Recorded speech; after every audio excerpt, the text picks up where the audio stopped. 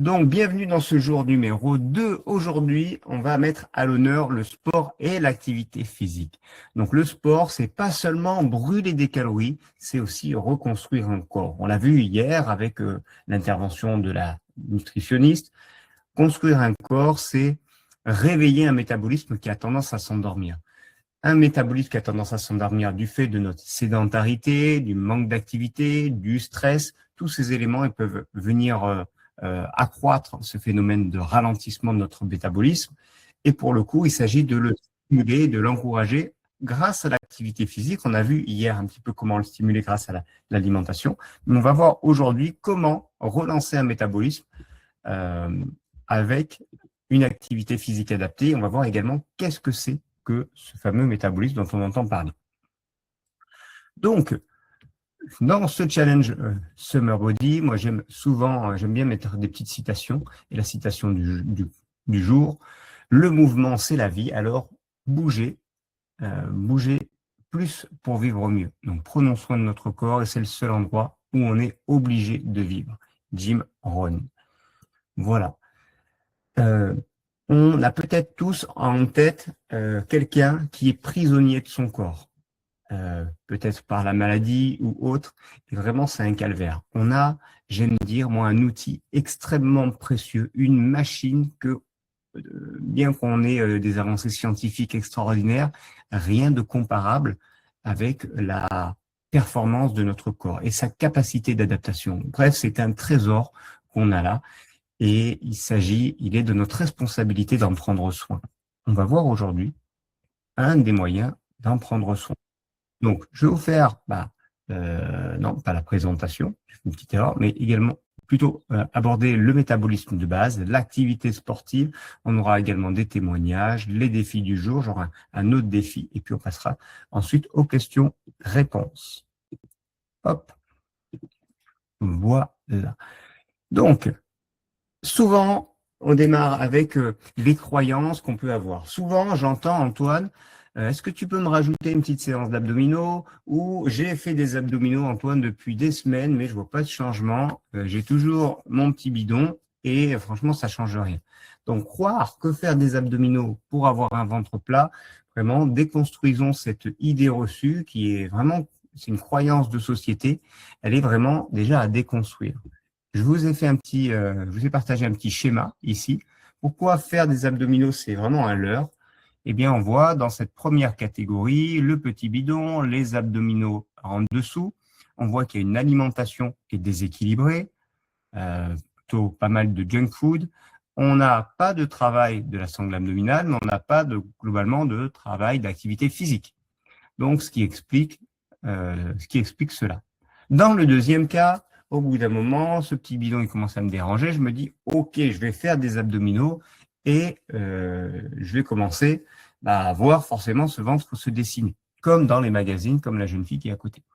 Alors, qu'est-ce qui se passe? On ne change pas notre alimentation, on fait des abdominaux à gogo, on n'a pas spécialement augmenté l'entraînement global de notre corps, c'est-à-dire la musculature globale, on ne va pas diversifier notre activité physique. Et pour le coup, qu'est-ce que j'observe? Ok, j'ai peut-être un petit peu plus d'abdominaux en termes de musculature, mais clairement, on ne voit pas la différence parce qu'on a toujours la couche de masse grasse qui est au-dessus. Comprenons qu'il s'agit, au-delà de faire des abdominaux pour perdre un peu de ventre, c'est diminuer notre pourcentage de masse grasse. Donc, mieux répartir. Quand je vous parlais de composition corporelle, on peut avoir un même poids sur une balance et avoir une composition corporelle qui va être complètement différente. On a maintenant assez en idée que la masse musculaire est dense, même plus dense que la masse graisseuse.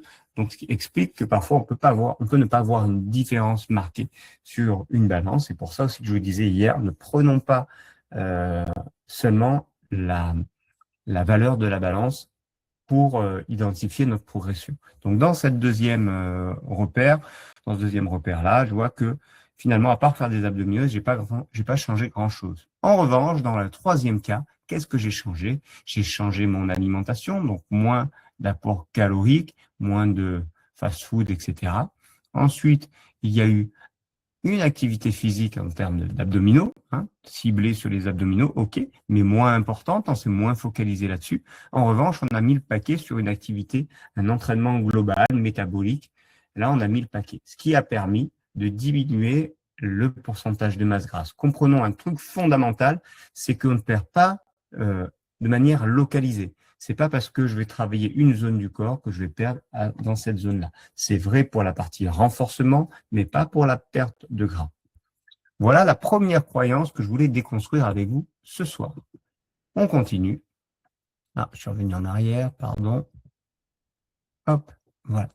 Souvent, on a tendance à faire du sport et à toujours vouloir en faire plus. C'est un peu comme l'alimentation, hein. On se dit, bon, bah, je veux perdre du poids, donc je vais rien manger. Et bien, pour le coup, je vais faire aussi la même chose avec le sport.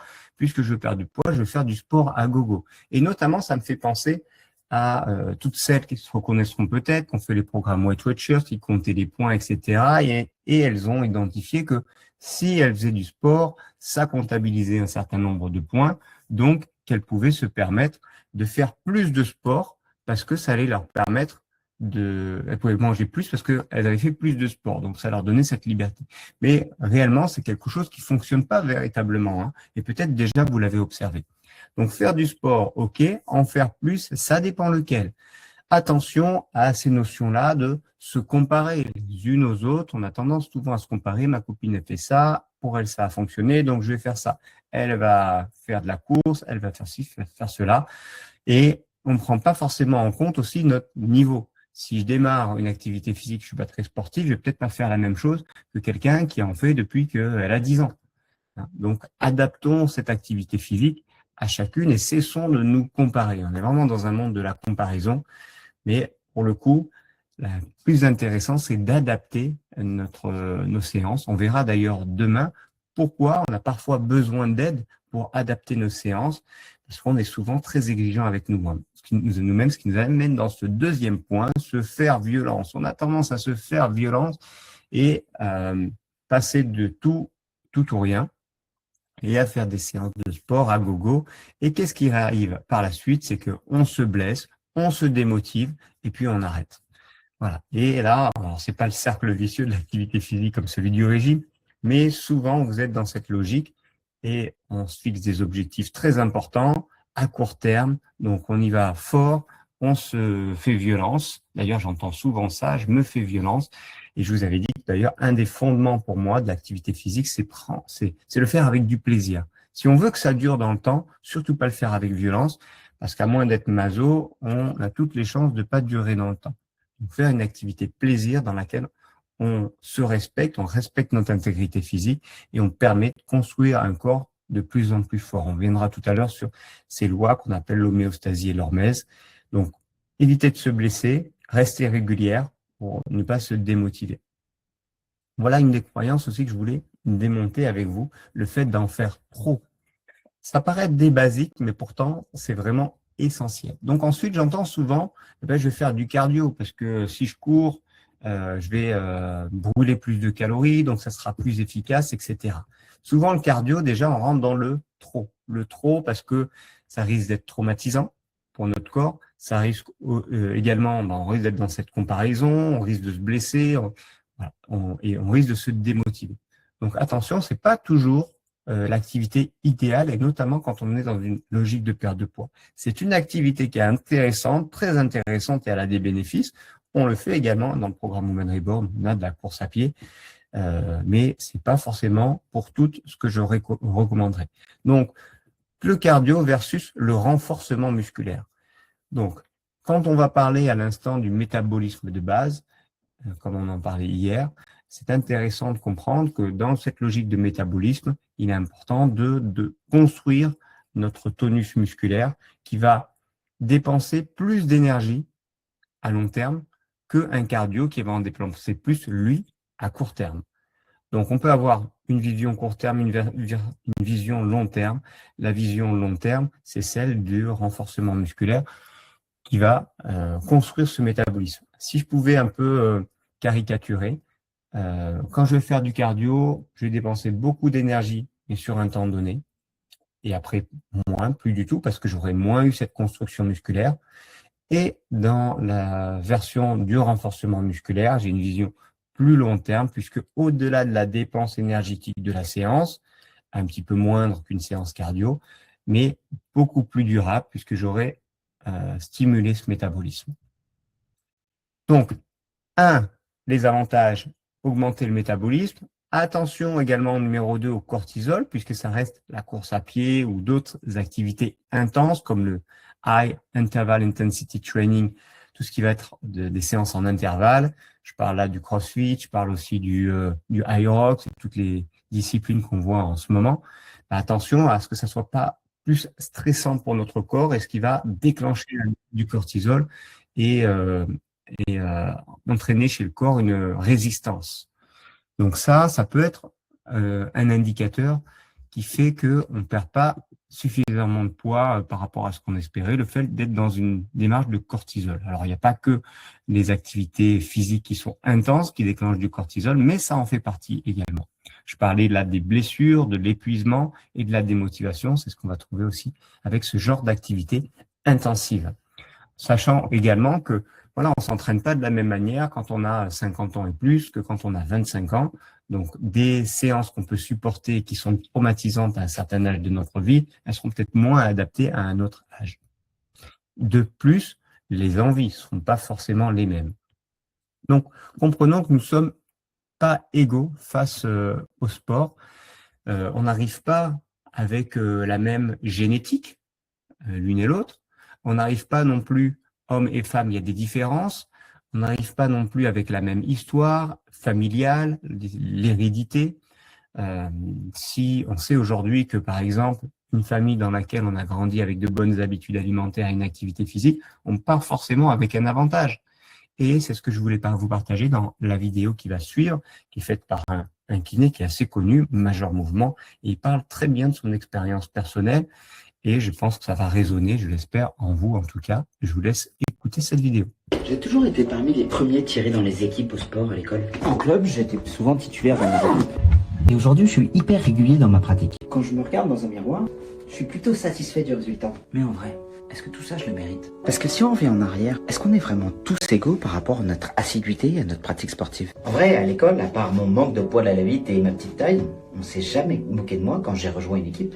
J'étais plutôt content d'ailleurs. Je pesais moins lourd sur les cours d'acrobranche. Ma mère nous a toujours encouragés à faire le sport qui nous plaisait du moment qu'on ne lâchait pas. Et à chaque fois qu'elle allait courir, elle nous demandait si on voulait aller avec elle. La raison pour laquelle je t'explique tout ça, c'est parce qu'on a parfois l'impression que certains sportifs pointe du doigt ceux qui ne sont pas sportifs en disant c'est une question de mental, t'as pas de volonté. Et si t'y arrives pas, c'est que t'es pas motivé. En fait, c'est assez faux. Ça voudrait dire qu'ils ne tiendraient pas compte de tous les avantages à la fois génétiques et sociaux qu'ils ont eu avant même de naître, qui ont fait qu'ils sont aujourd'hui assidus dans leur pratique.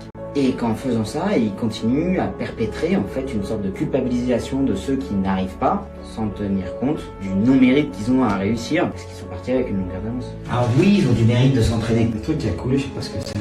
C'est un peu comme si sur une course de 100 mètres, certains partiraient à la ligne des 50, d'autres à la ligne des 90 et d'autres à la ligne des moins 30. On court tous peut-être la même course, mais on part pas du même point de départ. Faut dire que si vous êtes débutant, ne vous comparez pas à des gens qui ont probablement plus de chances que vous dans leur pratique sportive. Et si vous êtes confirmé, ne négligez pas les chances que vous avez eues dès le départ. Encouragez ceux qui débutent, parce que si vous aviez été à leur place, je suis sûr que vous auriez été content que quelqu'un vous accompagne.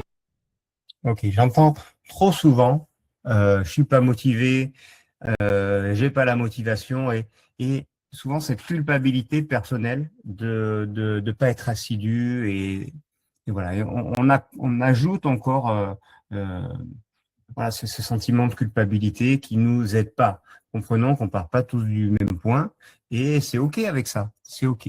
Donc j'en reviens pour le coup à cette comparaison, cessons de nous comparer et puis soyons indulgents avec nous, un pas après l'autre pour cheminer. J'aime beaucoup cette image du cheminement. J'espère que ça a parlé. Dites-moi si ça vous a un peu parlé, un petit pouce, une petite flamme, si ça vous a parlé. Okay. Donc ça, c'est important. Cessons de nous culpabiliser par rapport à cette difficulté à passer à l'action. Et pour le coup, le fait, on en parlera ça le jour 4, comment utiliser aussi du soutien, de l'aide, du collectif pour réussir à maintenir cette régularité. Donc je passe à la suite. Maintenant, quelque chose qui m'intéresse plus, me baser plutôt que sur la comparaison, ce sont les recommandations. Les recommandations de l'Organisme mondial pour la santé, qui veut lutter contre la sédentarité et l'inactivité. Ce sont deux notions différentes. Il y a le fait de s'entraîner et faire du sport régulièrement, c'est une chose. Et ensuite, on a le fait d'être immobile pendant plusieurs heures de manière continue. On va parler et de sédentarité et d'inactivité. On peut avoir des sportifs de haut niveau qui sont clairement sans activité pendant de longues périodes. Et là, clairement, en termes de santé, bien le fait d'être régulièrement en mouvement, bien qu'on ait des activités professionnelles sédentaires, ça va être vraiment un critère essentiel. Donc les recommandations, ce sont celles-ci, 150 à 300 minutes de marche. Alors là, on est sur la semaine, sur une semaine, 75 à 150 minutes, par exemple, d'une activité physique qui correspond plus à ce qu'on va dire du sport. Et puis, on peut avoir du renforcement, que ce soit de la musculation, que ce soit du yoga, à raison de 2-3 fois par semaine. Donc, comprenons que ce qui est important, c'est avoir une activité physique régulière. On dit en général 30 minutes d'activité physique par jour. Ça peut être de la marche. Et là, c'est très bien. En plus, mettons vraiment l'accent sur le côté renforcement, puisque c'est ce qui va nous aider, non pas seulement à la perte de poids, mais aussi c'est une prévention de la santé. Aujourd'hui, on sait que le tissu musculaire, il prévient les maladies, il maintient l'autonomie, etc., etc. Il prévient de toutes sortes de problématiques. Donc, c'est une vraie prévention, que ce soit articulaire, que ce soit en termes de santé, etc., etc. Et puis, moi, j'aime bien axer la partie yoga. Ça peut être de la sophro, ça peut être du pilate, ça peut être des activités qui nous permettent en fait de relâcher un peu la pression du quotidien parce qu'on est hyper sollicité dans notre quotidien. Il y a des systèmes nerveux qui sont hyper stressés. On parlait du cortisol, cortisol plus régulièrement parce que on a des trains de vie de fou où on est toujours en train d'accélérer et d'appuyer sur le champignon. Donc, on a besoin aussi de ralentir et toutes ces activités-là qui vont nous permettre de relâcher, de ralentir, elles sont extrêmement bénéfiques, ne les négligeons pas. Et pourtant, je sais que souvent, on va dire, ah ben Antoine, je vais pas faire de yoga, je vais pas faire de sophro, je vais pas faire de pilates, ça sert à rien parce que j'ai pas l'impression, je transpire pas, je me dépense pas. Ok, clairement, on va sans doute moins se dépenser en termes de calories, mais si ça participe à un équilibre de vie, ça sera intéressant. Et puis plus que, comme je le disais à l'instant, plus que se dépenser et chercher de la performance, cherchons qu'est-ce qui va nous permettre d'harmoniser notre environnement. Des premières choses moi que j'ai constaté en termes d'aide, en termes de perte de poids, c'est pas le fait de faire beaucoup de sport, c'est pas le fait de manger ceci ou cela, c'est d'avoir un environnement autour de nous qui est paisible, parce qu'on sait souvent que cette prise de poids elle est liée à des facteurs de stress, de la déprime, de l'anxiété et un comportement alimentaire, des TCA, des troubles du comportement alimentaire qui sont liés à des facteurs de stress. Donc, si déjà on permet d'éviter ces facteurs de stress et qu'on a des outils, une petite boîte à outils qui nous permet d'éviter de nous retrouver dans ces situations-là, on a toutes les chances déjà d'avoir un poids qui est stable et d'éviter toutes les fluctuations. Donc ça, très important à comprendre. Et ensuite, démontons l'idée de faire du sport pour perdre du poids, mais plutôt faire du sport ou une activité physique dans une logique d'harmonie de notre quotidien. Et ça, on a peut-être des fois, il y a peut-être une nuance qui n'est pas facile à saisir, mais clairement, quand vous la saisissez, ça fait toute la différence. Souvent, je fais du sport, je fais de la course pour perdre du poids, ah ben ça marche pas, etc. Oui, parce qu'on ne le fait pas pour les bonnes raisons. Faites-le pour un équilibre de vie, pour vous sentir bien, pour vous déstresser. Et là, ça fonctionne, clairement. La première chose à privilégier, c'est une harmonie dans notre vie. Voilà, donc dépenses caloriques, on va aller un petit peu creuser cet aspect-là. Comment je peux augmenter mon activité physique et ma dépense calorique? On parle là pas du versant quand hier je vous parlais de la balance énergétique. Je parle plus de la partie nutritionnelle, mais essentiellement de la partie dépenses. Maintenant, l'activité physique. Donc, une des choses hyper importantes et qui représente de 20 à 50% de notre activité physique quotidienne, c'est le NEAT, Non-Exercise Activity, thermogénésis. Ça veut dire c'est une activité qui n'est pas une séance de sport proprement dit. Faire du vélo pour aller au boulot, pour du transport, par exemple, c'est pas forcément une séance où je vais aller courir, où je vais soulever des poids, etc. Monter les escaliers plutôt que prendre l'ascenseur. Au-delà de la partie écologique, il y a un mec, une fois, ça m'a impressionné, qui nous comparait le fait de mettre un ascenseur en fonctionnement. Il disait que ça représentait 3 ou 4 en termes d'énergie ou de courant électrique. Ça demandait à 3-4 coureurs cyclistes du Tour de France de pédaler. Vous voyez l'énergie déployée pour faire monter un ascenseur, etc. Alors que finalement, c'est extrêmement bénéfique pour nous, ne serait-ce que monter des escaliers pour notre santé. C'est vraiment dommage de ne pas le faire. Un truc aussi auquel je pense que les filles dans le programme ont souvent mis en avant et qui fonctionnait pas mal, je parle souvent des pas, mais elles se garaient des fois plus loin dans le parking. Vous savez, on cherche des fois, on tourne en rond, on va utiliser de l'essence à chercher la place la plus proche, mais finalement, mettez-vous au bout du parking, il y aura une place, vous n'allez pas chercher et au moins vous ferez quelques pas. Voilà des petits trucs concrets du quotidien. Faire le ménage, clairement, c'est une dépense énergétique. On est actif, c'est une vraie séance de sport. Faire du jardinage, pareil. Voilà, plein d'activités qui sont hyper intéressantes en termes d'augmentation de notre activité physique. C'est impressionnant, 20 à 50% de notre activité quotidienne. Alors là, j'ai mis 2 voitures, une petite voiture et une voiture d'une grosse cylindrée. Comprenons que le métabolisme de base, c'est un peu la cylindrée de notre voiture. Et là, pour le coup, vous êtes un peu... Alors, ça dépend du point de vue. C'est toujours une question de point de vue.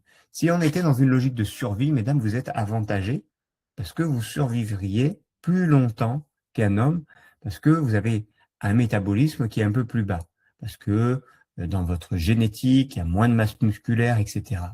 Donc, vous avez une cylindrée de voiture qui est un petit peu moins importante. Un homme, il va avoir une cylindrée plus importante, et j'imagine vous l'avez déjà observé, un homme, il va manger plus, il va faire un peu plus de sport, et puis il va perdre plus vite, plus facilement ses kilos. Donc ça, on est vraiment en regard de notre métabolisme de base. Mais ce n'est pas une fatalité.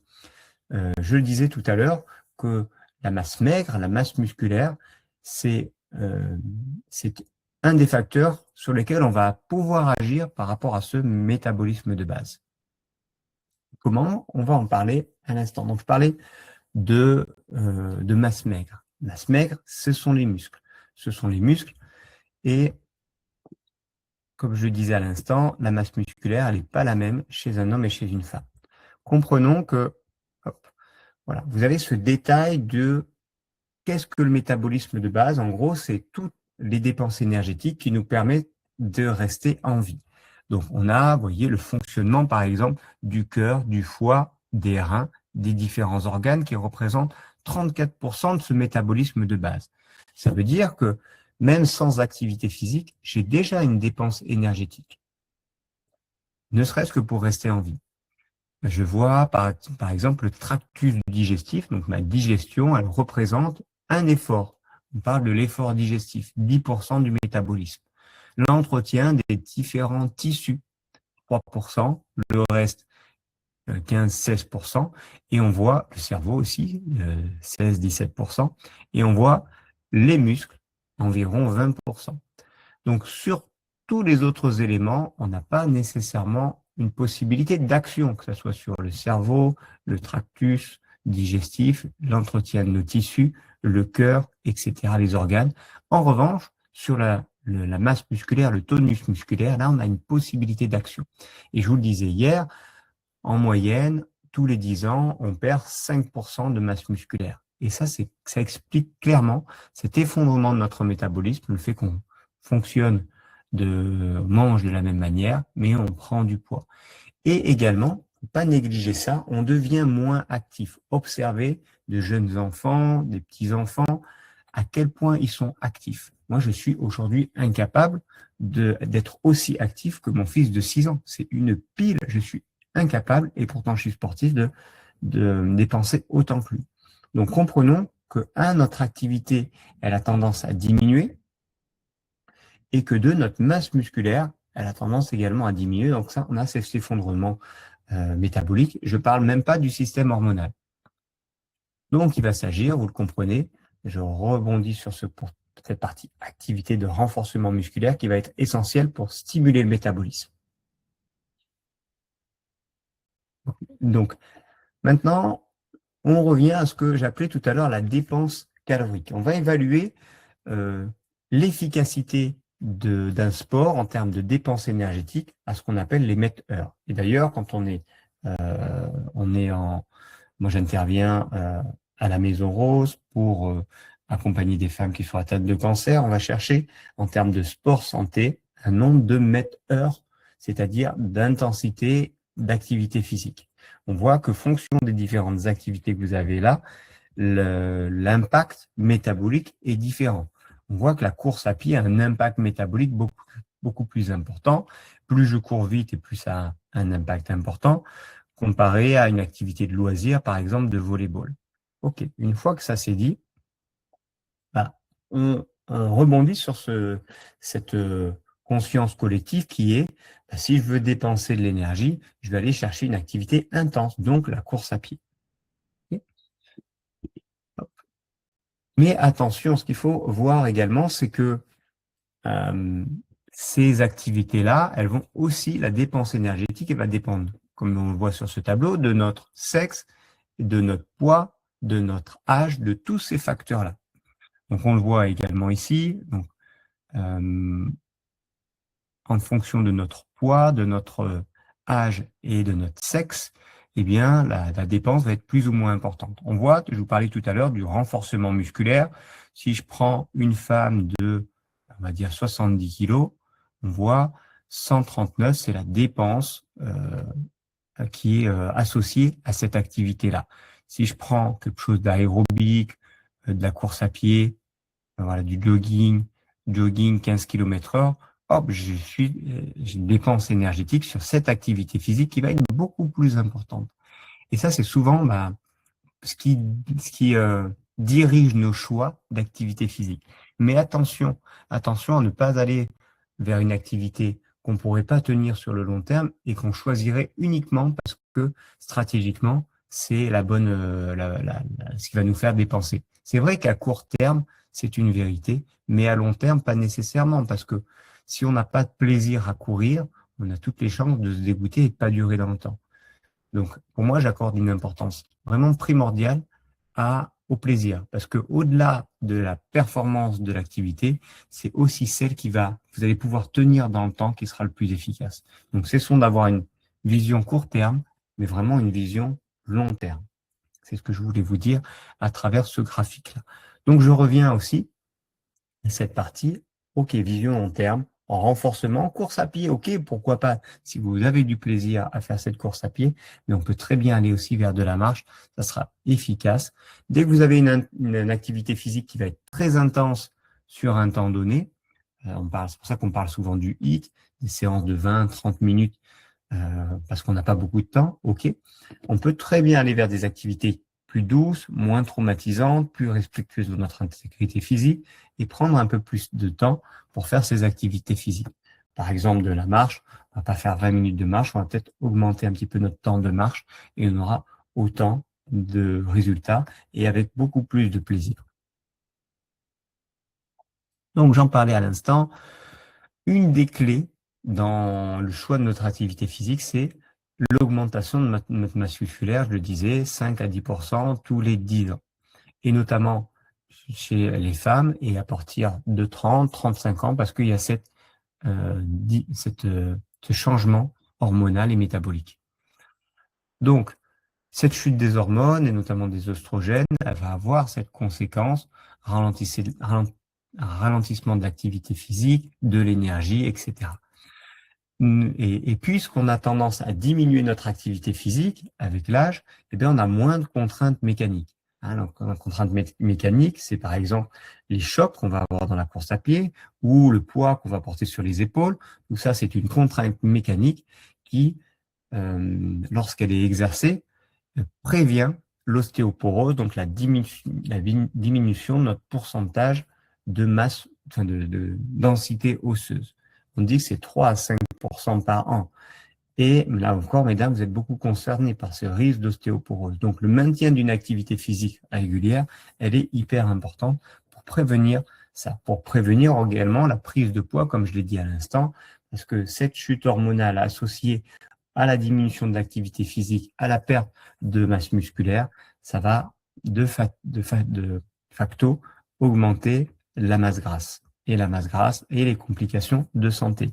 Avec ça, une fatigue chronique, puisque plus on devient inactif, sédentaire, et moins on a d'énergie. L'énergie, elle vient parce qu'on a de l'activité physique. C'est un peu, à contrario, des fois j'entends, je suis fatigué, je vais ralentir.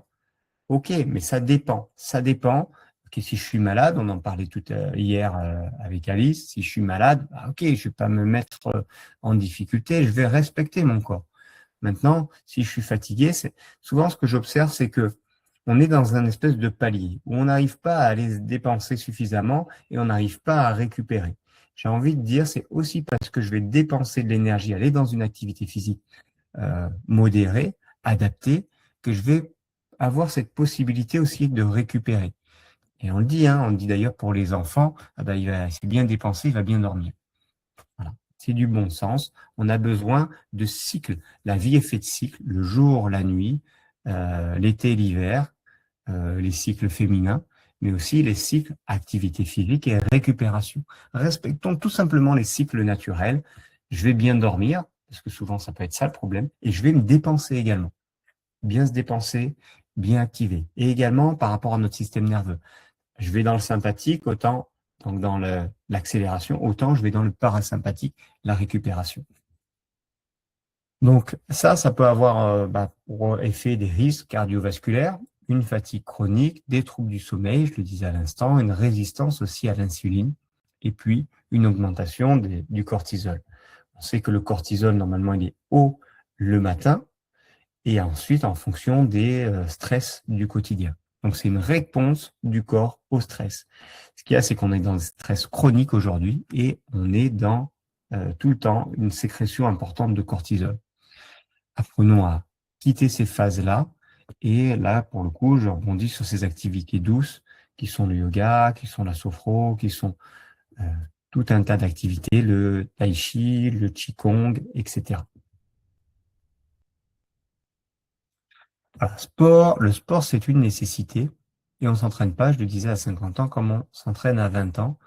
Donc, à s'entraîner avec force, violence, sans respect de notre intégrité, on risque d'entraîner une réaction de protection de notre corps et de ne pas nous aider à aller dans cette perte de poids. Respectons notre intégrité physique, des activités physiques adaptées, suffisantes, des phases de récupération qui créent un environnement favorable. Et là, on a toutes les chances d'aller chercher une perte de poids. Il faut comprendre que la perte de poids, ce n'est que la conséquence. C'est la conséquence. Une prise de poids, c'est la conséquence d'événements de notre vie. Et la perte de poids, pour le coup, c'est aussi la conséquence. Donc, avant de se concentrer sur la perte de poids, allons voir quels sont les facteurs qui nous aident ou qui nous desservent. Donc, mes recommandations par rapport à ça, en termes d'activité physique, déjà, c'est de choisir une activité qui vous plaise. C'est la première chose. Si on veut durer dans le temps, c'est quelque chose pour lequel vous prenez du plaisir. Que ce soit de la danse, que ce soit de la marche, que ce soit de la course, quelle que soit l'activité que vous choisissez, c'est quelque chose pour lequel vous avez du plaisir, sachant qu'aussi, le plaisir, il vient en pratiquant respectueusement. Ça me fait penser à Elisabeth, qui faisait au départ beaucoup de courses à pied, mais dans une logique de performance, elle voulait faire un temps, etc. Et puis, on a retravaillé, je lui ai demandé de cesser de courir pour marcher et prendre du plaisir quand elle marchait. Elle m'a dit, Antoine, voilà, je me sens plus de courir, maintenant je prends tellement de plaisir à marcher que je pense que je vais arrêter de courir. Je lui dis, c'est pas une question de course ou de marche, c'est une question de comment on appréhende la chose et de se mettre dans des dispositions où c'est plaisant. Si je suis dans le combat, dans la course, clairement, on va le faire un temps, mais après, on va pas le faire. C'est souvent aussi ce qui arrive quand on se lance dans un projet de faire un 5, un 10 km, un semi-marathon. Après, on a fait de la violence quand même à notre corps et c'est parfois difficile d'enchaîner par la suite. On a toujours un petit temps de latence, on a besoin franchement de récupérer et on ne se relance pas tout le temps. Donc, respect de notre intégrité physique, une activité physique adaptée. Donc, le renforcement musculaire, pour moi, c'est une priorité absolue, 2 à 3 fois par semaine, au moins 20 minutes jusqu'à 1 heure. Voilà, ça peut se faire à la maison, ça peut se faire en salle avec des charges additionnelles. N'ayons pas peur des charges additionnelles. Vous en portez toute la journée, ne serait-ce quand on fait les courses, on porte des sacs de courses lourds ou des litres d'eau et on en a besoin dans notre quotidien. Si je fais des travaux, si je fais quoi que ce soit, j'ai besoin, c'est comme ça que je me renforce. Ensuite, une marche active, 20-40 minutes par jour, active, hein, parce que, faire la promenade de notre animal de compagnie, c'est une bonne chose, ça c'est clair. Maintenant, si on n'est pas actif quand on fait cette marche-là, ça sera moins efficace pour nous. Une marche active et dynamique. Allons-y à cœur vaillant. Ensuite, moi, j'aime mettre en avant des activités qui permettent la gestion de notre stress. Pourquoi pas du yoga? Et ça peut être des séances courtes, d'une vingtaine de minutes. Alors, je sais que vous n'êtes pas spécialement accro au yoga ou vous n'avez peut-être jamais essayé. Moi, j'aime beaucoup puisque ça permet aussi d'être plus à l'écoute de nous-mêmes, de nous respecter, toutes ces valeurs que je partageais juste avant. Plus à l'écoute de nous-mêmes et à nos signaux. Souvent, on est dans une logique où on se fait violence, on travaille contre notre corps et on ne coopère pas avec notre corps. Le yoga, c'est ça qui va nous apporter, commencer à coopérer avec notre corps. Et puis étirement, mobilité, souplesse, ça peut être quelque chose de régulier avec une routine. Le secret, comme le dit mon maître yogi, ça réside dans la régularité. Tous les jours, jours fériés et week-ends et jours fériés. Voilà. C'est ça la clé, c'est la régularité de votre pratique. Et si vous voulez être régulière, ça passe par le plaisir. Voilà. C'est une rencontre avec nous-mêmes, c'est un moment qu'on sanctuarise avec nous-mêmes. Et si on est dans la violence, clairement, ça peut pas marcher. Et puis, la santé de notre corps, elle passe aussi par cette approche du fascia. Le fascia, c'est la mobilité, c'est notre tissu conjonctif. Imaginons un peu notre corps comme une toile d'araignée. Avant, on avait cette image que tout reposait sur un squelette. Aujourd'hui, on sait qu'on a des tissus mous, des tissus de compression. Et en fait, cet équilibre de notre corps, il se fait par l'entretien aussi de ces tissus mous. Ça passe par l'hydratation, la soupe. Des fois, on parle aussi de douleurs qui sont liées à ce fascia, et notamment sur le bas du dos. Manque de souplesse, manque de mobilité. Notre posture, elle est impactée par ce fascia et des points de tension, des adhérences qu'on peut avoir dans notre corps. La force aussi de notre corps va dépendre de ces fascias, puisque ce sont aussi des chaînes musculo-articulaires. La récupération, il y a un lien entre la récupération et le fascia. Le stress va avoir un impact sur notre corps, puisque quand on est stressé, notre corps va se contracter, les tensions vont augmenter et les douleurs venir aussi avec. Les crispations, par exemple, de la mâchoire, voilà des tensions qui apparaissent avec le stress. Donc, plus on va être dans un bon état d'esprit, d'où cette importance de la gestion de notre stress, plus on aura un corps souple, détendu, harmonieux et moins de douleur. C'est pas plus compliqué que ça, en fait, c'est vraiment du bon sens. Et il y a une véritable connexion entre notre corps, nos émotions. On a voulu scinder le physique et le psychique, mais en fait, ils sont très en relation. C'est ce que nous révèlent ces études qui datent de 10 ans à peu près sur les fascias. Voilà, loi de l'homéostasie, lorsque tout organisme, notre organisme ou tout organisme vivant est soumis à une certaine période de stress, suivie d'une période de repos, il revient à son état d'équilibre naturel. C'est ce qu'on vise à trouver avec les fascias. Donc, un corps qui est sollicité, il va s'adapter. Mais le corps, faut comprendre qu'il y a une logique de survie. Et donc, il est un petit peu feignant. Si on ne le sollicite pas, si on n'a pas besoin de tous les muscles, il va s'en séparer. C'est-à-dire qu'il va se mettre en mode économie. Moins il a besoin de dépenser d'énergie, plus il va se délester. Si j'ai pas besoin de cette masse musculaire, je diminue ma masse musculaire et donc j'économise de l'énergie et je peux plus survivre en cas de difficulté. Voilà, il y a toujours cette logique-là. Vous voyez cette petite forme-là, c'est un jeu aussi qu'on a pour les enfants, ça symbolise bien cette notion de fascia. Les bâtons, ce sont les os, et les élastiques, c'est notre tissu mou. Et on comprend à partir du moment là où on appuie sur cette structure, elle va se déformer, et dès qu'on va cesser d'exercer une pression, on va retrouver cette loi donc de l'homéostasie, c'est-à-dire que le corps revient dans son état originel. Et ça, c'est plutôt super intéressant et super positif. Comprenons pour le coup que la situation actuelle, ce n'est qu'une réponse à un stimuli. Et donc, il ne appartient qu'à nous de cesser de mettre une contrainte pour que le corps revienne dans son état d'équilibre. Et l'état d'équilibre aussi, c'est la santé. Maintenant, loi de l'hormèse. Loi de l'hormèse, c'est un concept qui consiste à exposer l'organisme à une situation de stress physique pendant un temps très court, dans la limite de ses capacités adaptatives du moment, et petit à petit, cette limite va changer par la pratique et le corps va finalement être plus résilient et s'adapter. Donc, ce que je veux dire par là, c'est que plus vous vous entraînez, plus vous stimulez votre organisme, plus il s'adapte. Il s'adapte aux contraintes que vous lui demandez. Si vous le contraignez à une activité physique régulière, par exemple monter les escaliers tous les jours, eh bien forcément, par conséquent, vous aurez plus de souffle, par conséquent, vous aurez plus de muscles, et c'est pas et souvent moi j'entends ah ben je cours pas ou je monte pas les escaliers parce que je suis essoufflé, etc. Mais c'est parce que vous imposez cette contrainte à votre corps que celui-ci va s'adapter et vous aurez une réponse plus adaptée. Comprenons ça. Néanmoins, le solliciter dans les capacités adaptatives. Et là, je rebondis sur ce qu'on disait tout à l'heure, la course à pied, des activités intenses, se comparer les unes aux autres. C'est là où, si on ne respecte pas les capacités adaptatives de notre corps, on risque de se blesser. Donc, c'est pour ça qu'on a ce petit schéma qui est là.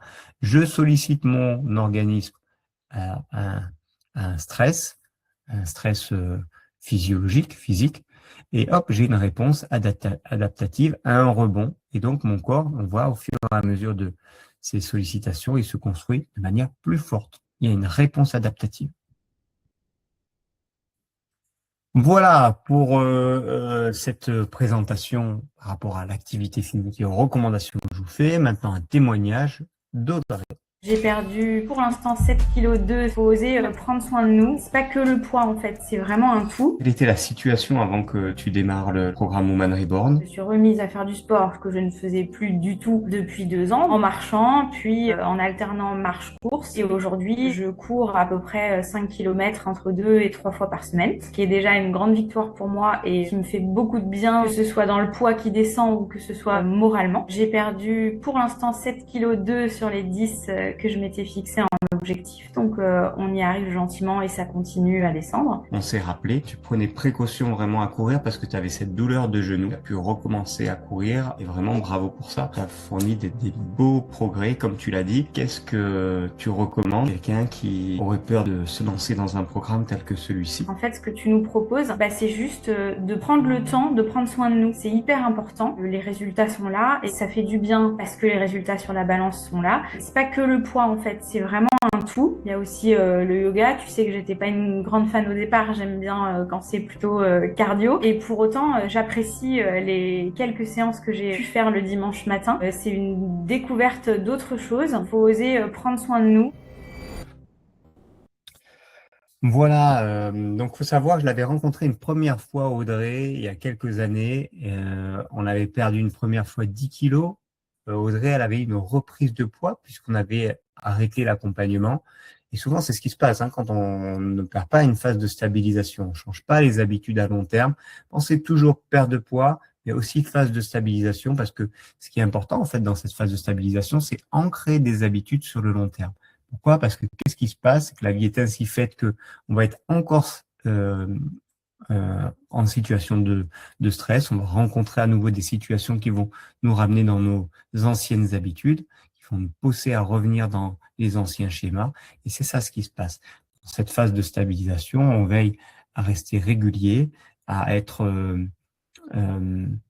vigilant sur ce qui se passe, et notamment quand on va être confronté à une nouvelle situation stressante, quelle sera la réponse qu'on va apporter cette fois. Les études, elles disent que on estime que les habitudes sont ancrées sur du long terme après 1 an à 2 ans de construction de ces habitudes. Pas avant. Donc, vous voyez, c'est encore une fois une vision long terme qui est importante. Et ça ne veut pas dire que faut être forcément, c'est pas que ça demande beaucoup d'attention, ça demande en fait de la vigilance. C'est une vigilance qu'il s'agit de garder. Autre témoignage, je vous partage ces témoignages parce que moi je les trouve inspirants et c'est des bouts de vie qui vous parlent, je pense, et peut-être dans lesquels vous vous reconnaîtrez. Témoignage d'Aurélie. 5 kilos qui ont été atteints assez rapidement. On y est allé progressivement. Il n'y a pas de contrainte. Antoine est la bonne personne pour ça. Aurélie, j'ai 40 ans, 2 enfants. Tu avais un objectif de 5 kilos, c'est ça? Exactement, 5 kilos qui ont été atteints à l'issue des 4 mois d'accompagnement. Donc les résultats ont été vus assez rapidement sur la balance. Au bout d'une semaine, il y avait presque déjà 1 kilo, mais c'était surtout le visuel qui en moi me gênait, surtout la partie du ventre. Ces fameuses petites bouées qui sont bien dans la piscine, mais si elles peuvent rester dans la piscine, c'est bien. Après 2 enfants, ça faisait 5 ans que j'avais pas remis de maillot de bain de pièce parce que je me sentais pas bien dans mon corps, voilà, visuellement. Une satisfaction personnelle. On y est allé progressivement sur une séance par semaine, puis 2, puis 3, avec aussi le yoga. On sait que c'est un point important, s'accorder du temps. Antoine vous le dira souvent, de revoir aussi les bases de l'alimentation, d'une alimentation équilibrée, des choses assez simples à mettre en place. Il n'y a pas de contrainte, on s'accorde, on a envie de manger. La manière dont tu fonctionnes, pour moi, est aussi très importante. Tu es très à l'écoute des limites aussi de chacune. Se faire confiance aussi. Une des clés, c'est les suivis hebdomadaires permettent quand même de se dire on doit rendre des comptes à quelqu'un.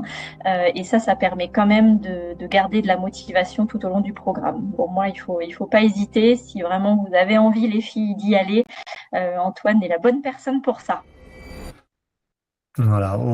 Aurélie, dans son histoire, voilà, elle avait cette petite gêne au niveau du ventre et ça faisait longtemps que voilà, elle remettait plus son maillot de bain et c'est vrai que c'était une joie. Un jour, elle m'a envoyé une photo avec son maillot de bain 2 pièces qu'elle avait acheté et quelques semaines plus tard, elle partait en vacances et quand on a fait notre entretien hebdomadaire, je sais qu'elle était au bord de la piscine, tranquille, en maillot de bain et c'était un moment de joie parce que c'est vrai que ça paraît rien, mais on attend toute une année les vacances et tout ça pour se priver ou se cacher et s'empêcher de vivre des moments agréables. Voilà. On le disait hier avec les vêtements, mais c'est vrai que le maillot, c'est aussi ça, c'est très représentatif. Dernier témoignage, celui de notre doyenne Béatrice qui a 70 ans. L'accompagnement est très précieux, j'apprends des choses nouvelles tous les jours. J'ai perdu entre 6 et 7 kilos. Sans accompagnement, je pense que j'y serais pas arrivée. Ça fait à peu près 2 mois que tu as démarré. Quelle était la situation initiale? J'avais beaucoup grossi, j'arrivais absolument pas à me reprendre en main. J'ai déjà essayé des tas de régimes de toutes sortes pendant des années. Là, c'est vrai que j'étais très intéressée par l'idée de prise de conscience alimentaire et quelque chose de physique. Ça, j'avais jamais fait. C'est vrai que je me suis très très bien adaptée à ces séances de sport et de renforcement musculaire. Génial, quoi. Maintenant, j'en ai envie et besoin. Ça se cumule très très bien avec tout ce qui est alimentaire. Il y a un changement profond de tes habitudes alimentaires. Hein. Oui, ça complètement. Je mange plus du tout de la même façon. Je sens que c'est beaucoup plus équilibré. D'ailleurs, j'ai plus besoin de me resservir, jamais. J'avais des crises de compulsion à 5 heures. J'en ai plus jamais. Je pense que le yoga me fait beaucoup de bien. Et puis l'exercice physique en général. En plus, tu m'avais dit, quand on a démarré, que tu avais pas mal d'effets de yo-yo. Tu perdais, mais tu reprenais. Tu n'arrivais pas trop à gérer ce poids et tu n'arrivais pas à être régulière sur ton sport. Oui, c'est vrai que l'idée d'établir un rythme et surtout de faire la stabilisation me plaît beaucoup parce que j'ai absolument besoin de ça. Oui, moi j'ai tout essayé. Ce qui te plaît aussi, c'est que dans l'accompagnement, tu sens que tu es suivi, le fait qu'on ait nos rendez-vous hebdomadaires, ça te soutient. Comme hier aussi, l'intervention de la nutritionniste, tu sens que tu as du contenu et du soutien. Oui, il y a beaucoup de contenu, j'apprends des choses nouvelles tous les jours et l'accompagnement est très précieux. Ça, c'est sûr que sans accompagnement, je pense que j'y serais pas arrivée. J'ai perdu entre 6 et 7 kilos. J'ai une priorité sur l'exercice physique que j'avais pas. Est-ce que tu conseillerais à une personne qui hésite un petit peu à démarrer. Je conseille de ne pas hésiter parce que très très positif, il y a beaucoup de conférences intéressantes, on peut le faire partout où on est. Moi j'ai beaucoup bougé, j'ai déménagé, j'ai réussi à suivre le programme sans aucun problème, donc c'est génial. Félicitations à toi, hein, vraiment, bravo.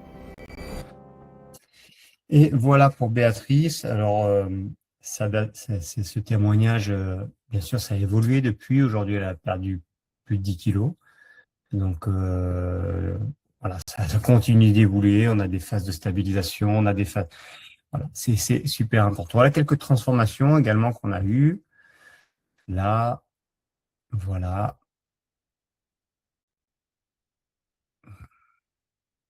Et voilà. On arrive au moment où je vais vous fixer un objectif pour aujourd'hui.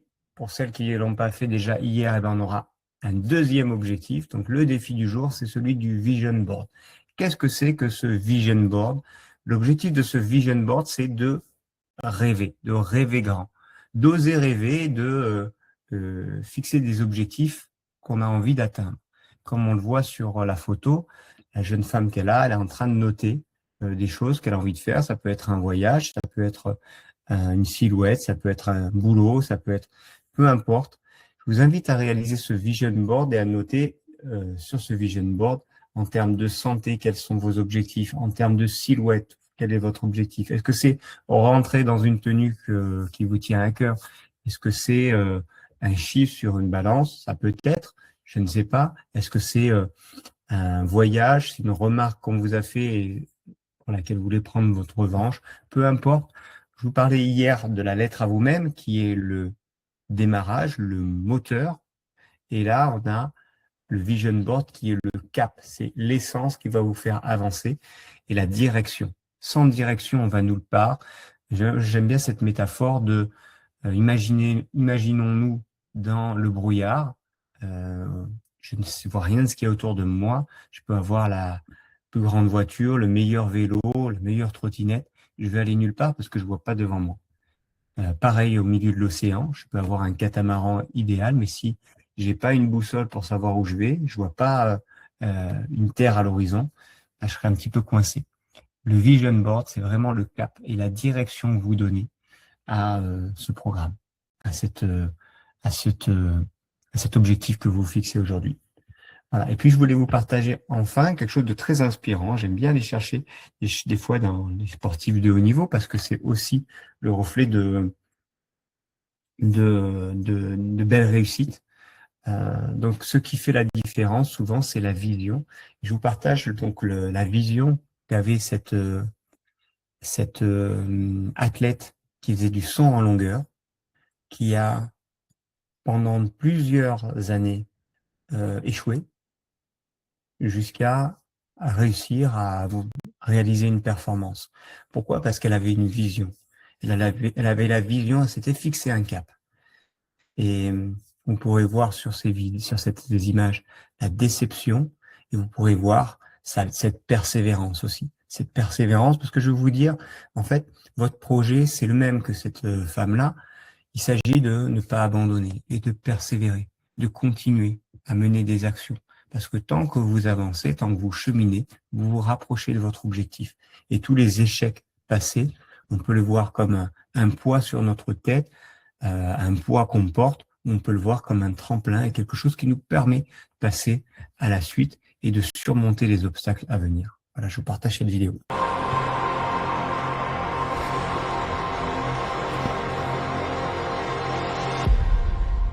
Ça va être une mauvaise performance. Premier jour, on est en 2007.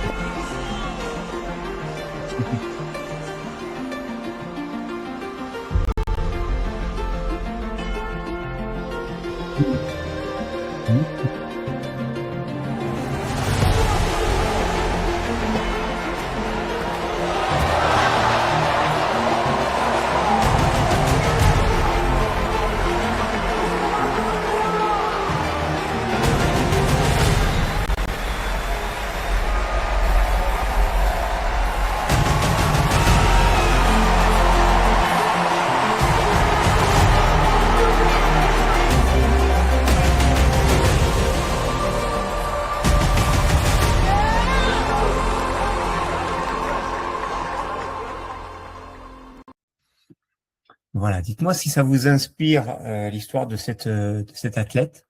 Une petite flamme, un petit pouce si ça vous inspire. Moi, ça m'inspire énormément parce que il y a deux choses qui m'inspirent beaucoup. C'est la course, l'élan qu'elle prend et la détermination qu'on sent sur sa dernière course, à contrario 4 ans et 8 ans auparavant. Cette détermination aussi à venir et à persévérer dans le temps parce qu'elle s'était fixé un objectif. Elle aurait pu abandonner et derrière ces 8 ans, imaginez-vous, hein, il y a des entraînements tous les jours, il y a une diététique, il y a plein de choses, une préparation mentale. Elle n'a pas lâché.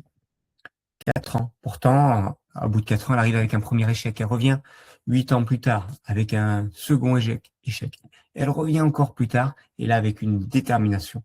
C'est ce qu'on appelle, je pense, la résilience. C'est le fait de nos échecs de vie. Qu'est-ce qu'on en fait de ces échecs de vie? Est-ce que on abandonne ou on persévère et on en fait notre force? Et je crois que c'est ce qu'elle a bien réussi à faire.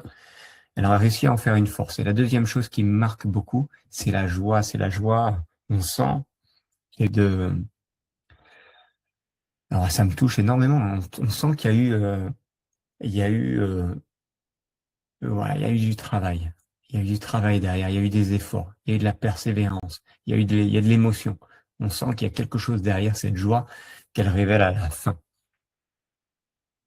Voilà pour cette présentation d'aujourd'hui.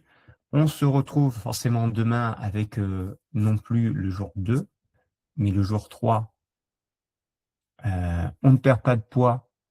Pourquoi? Non pas parce que souvent notre corps est en mode survie et on le maltraite. C'est souvent une des raisons qui explique ça. Le lien émotionnel à cette perte de poids et ce contexte de vie qui est souvent stressant. C'est un facteur à prendre en compte, la gestion de notre stress et comment on aborde l'activité physique, l'alimentation. Pour moi, c'est quelque chose d'essentiel. C'est ce qu'on verra demain. Gestion du stress, la préparation mentale, etc.